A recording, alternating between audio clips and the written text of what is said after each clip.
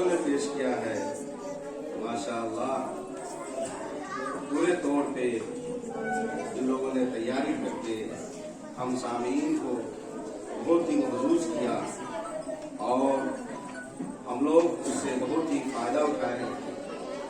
حضرات گرامی ہے، یہ محفل ایک نورانی محفل ہے. یہ نورانی محفل ہے. اس نورانی محفل کے اندر ہم لوگ بیٹھے ہوئے ہیں. یہ بچے جو طالب علم ہیں یہاں اس مدرسے کے اندر ماشاءاللہ اللہ نے ان کو مقام بخشا ہے، اللہ نے ان کو مقام دیا ہے. یہ درسگاہ اسلامی اس کے اندر ہم لوگ بیٹھے ہوئے ہیں. اس کے اندر وہی تعلیم دی جاتی ہے. اس کی تعلیم اللہ کے رسول جناب محمد رسول اللہ صلی اللہ علیہ وسلم نے اپنے صحابہ کرام کو دیا تھا اور صحابہ کرام نے تعلیم کو دیا، تعلیم کو دیا اور وہاں سے چلتے چلاتے 7 سمندر پار جو ہے اس درسگاہ کے اندر بھی وہی تعلیم آج دی جاتی ہے. بزرگوں اور دوستوں، یہ اللہ تبارک تعالیٰ کا فضل و کرم ہے کہ اس تعلیم کو حاصل کرنے کے لیے ان بچوں کا انتخاب کیا. یہ بچے بہت ہی خوش نصیب ہیں. یہ بچے بہت ہی سعادت مند ہیں. اللہ تبارک تعالیٰ نے اپنے قرآن کے لیے ان کو چن لیا ہے، اپنے علم کے لیے ان کو چن لیا ہے. اللہ تبارک تعالیٰ ان کو دنیا کے اندر بھی اچھا رکھے گا اور آخرت کے اندر بھی اچھا رکھے گا. اور دوستو، دین کی تعلیم ہم سب کے لیے ضروری ہے. ہم سب کو دین کی تعلیم حاصل کرنی ہے. اس لیے کہ دین کی تعلیم ہمارے اوپر فرض ہے.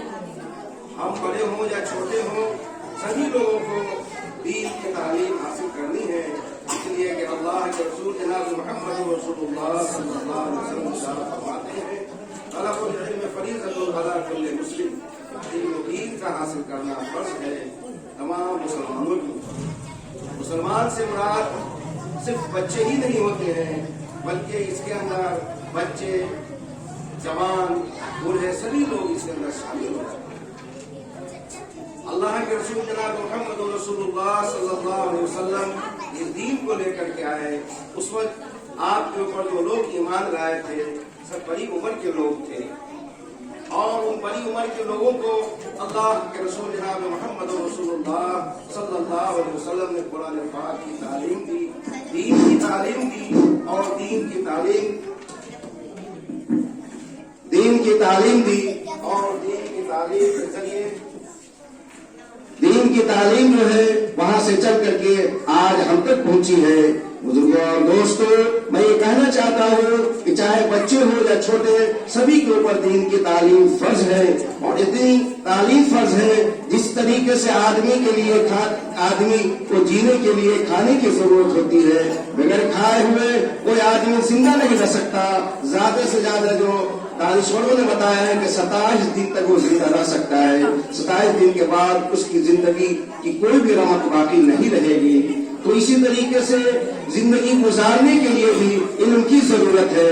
چاہے بڑے ہو یا چھوٹے، سبھی کو علم حاصل کرنا چاہیے.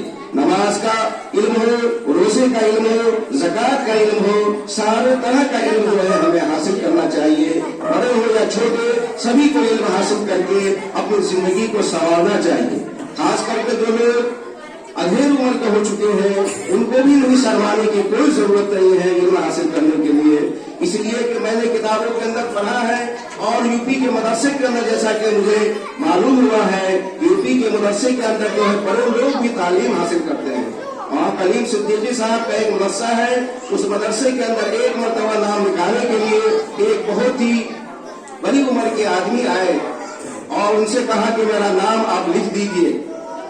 وہ نام لکھنے کے لیے جب ان سے پوچھا کہ آپ بچے کا نام بتائیے، کیا نام ہے اس کا، انہوں نے کہا کہ میں بچے کا نام لکھانے کے لیے نہیں آیا ہوں بلکہ میں اپنا نام لکھانے کے لیے یہاں آیا ہوں. چنانچہ انہوں نے اپنا نام لکھایا اور لگ بھگ 60 سال کی ان کی عمر تھی. 60 سال کی عمر میں انہوں نے حفظ قرآن شروع کیا اور 6 مہینہ انہوں نے حفظ کیا. حفظ کرنے کے بعد پھر وہ ان کی طبیعت کچھ علیل ہو گئی تو وہ گھر چلے گئے. घर चले गए तो फिर वापस नहीं आ सके। इत्तेफाक से एक मरतबा हजरत मौलाना करीम सिद्दीकी साहब जो है उसी महल्ले के अंदर गए तो बूढ़े अपने पोते नाती और बच्चों के साथ जो है हजरत मौलाना के पास तशरीफ लाए और उन्होंने कहा कि हजरत मैं आपका शागिर्द हूँ, मैं आपसे पढ़ा हुआ हूँ। मौलाना भी हैरत में पड़ गए, शशतर हो गए कि आखिर आप कैसे मेरे शागिर्द हो सकते हैं? मैं 40-45 साल की उम्र का हूँ, आप 60 साल की उम्र के हैं। उन्होंने पहचाना नहीं। उन्होंने बूढ़े आदमी ने कहा हजरत मैं आपके मदरसे में नाम लिखाने के लिए गया था, आपने मेरा नाम लिखा था, आपके यहाँ मैंने 6 महीना हिफ्ज़ किया था, आपको याद होगा या नहीं होगा लेकिन मुझे तो याद है। इन्होंने कहा कि हाँ मुझे याद आ गया। तो हजरत उन्होंने बताया कि मैंने वहाँ जो हिफ्ज़ किया था वो किया, और फिर घर पे आने के बाद उस हिफ्ज़ को यानी उस मामला को मैंने जारी रखा और आज माशाअल्लाह मैं पूरे कुरान पाक का हाफिज हूँ, पूरे कुरान पाक का हाफिज हूँ। और 65 साल की उम्र में उन्होंने पूरे कुरान पाक को हिफ्ज़ किया और याद किया। इसी तरीके से बहुत सारी ऐसी मिसालें मौजूद हैं कि औरतों ने भी जो है बहुत बाद में कुरान पाक को हिफ्ज़ करना शुरू किया और वो लोग हाफिज़ कुरान बने। चुनांचे ऐसे तो बहुत सारे वाक़यात हैं, लेकिन हमारे दारुल देवबंद के शेखुल हदीस, दारुल उलूम देवबंद के शेखुल हदीस और हजरत मौलाना सईद साहब पानपुरी रहमतुल्लाह अलैह नव्वरल्लाहु मरकज़हू वो फरमाया करते थे कि सबसे पहले मैंने जो अपने बच्चे को हिफ्ज़ कराया तो मेरा बच्चा हिफ्ज़ करने में नहीं चल रहा था, मेरा बच्चा हिफ्ज़ करने में नहीं चल रहा था। तो उस बच्चे के साथ साथ मैंने अपने बीवी को भी हिफ्ज़ कराना शुरू किया। उस बच्चे के साथ साथ मैंने अपनी बीवी को भी हिफ्ज़ कराना शुरू किया और वो बच्चा भी हाफिज़ कुरान बना और उसके बाद से हमारी बीवी भी हाफिज़ कुरान बनी। उसके बाद उनके घर में जो है कम से कम 7-8 बच्चे पैदा हुए और कुछ बच्चियां भी पैदा हुई। वह आप फरमाते हैं कि हमारे घर में उसके बाद जो बच्चे पैदा हुए तो सारे के सारे बच्चे को जो मैंने हिफ्ज़ कुरान कराया तो सब जो है बच्चे हाफिज़ कुरान बड़ी आसानी से बन गए और मेरी बीवी भी हाफिज़ कुरान हो गई। लेकिन बुजुर्गों दोस्तों, तो बड़े उम्र के लोग भी कुरान का इल्म, अगर हमें नमाज नहीं पढ़ना आता है, कुरान हम उसमें नहीं पढ़ सकते हैं, तो कुरान के इल्म सीखने में हमको कोई भी शर्म नहीं महसूस होनी चाहिए। कुरान की आयात को याद करने में हमें कुछ भी शर्म नहीं महसूस होनी चाहिए, बल्कि कुरान पाक को हमें याद करना चाहिए, उस इल्म को हासिल करना चाहिए। और अब आपके अगर बच्चे जो है तालीम पा करके घर में जाते हैं तो अपने बच्चे से भी पूछ करके वो आप अपने इल्म को बढ़ा सकते हैं, इल्म के अंदर इजाफा कर सकते हैं। या नहीं तो हर जगह मदरसे मौजूद है, मदरसे के अंदर जाकर के आप इल्म हासिल कर सकते हैं। इसी तरीके से मस्जिद मौजूद है, मस्जिद के अंदर इमाम साहब मौजूद होते हैं, उनसे भी अपने इल्म में इजाफा कर सकते हैं, तालीम हासिल कर सकते हैं और इस तालीम के जरिए अपने दीन को भी और दुनिया को भी आबाद कर सकते हैं। बुजुर्गों और दोस्तों, आज मुझे बहुत खुशी हुई बच्चे के प्रोग्राम को देखकर। मैं इन तमाम बच्चों के लिए दुआएं करता हूँ, अल्लाह तबारक तआला इन तमाम लोगों को इल्म का बड़ा बनाए, दीन में भी बड़ा बनाए और दुनिया में भी बड़ा बनाए और एक आलिम बाअमल बनाए और सारी दुनिया को अपने इल्म से ये लोग सैराब हुए। और यहाँ के असातिज़ा भी काबिल मुबारकबाद है और जो यहाँ के जिम्मेदार हैं वो भी काबिल मुबारकबाद है। मैं सभी लोगों को मुबारकबाद देता हूँ। ऐसी बातों पर मैं अपनी बातों को खत्म करता हूँ। वो बना लेंगे।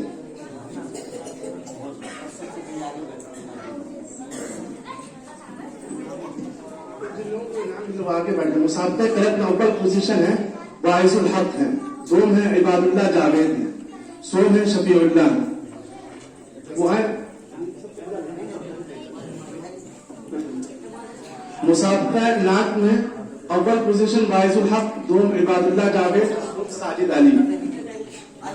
मुसाबका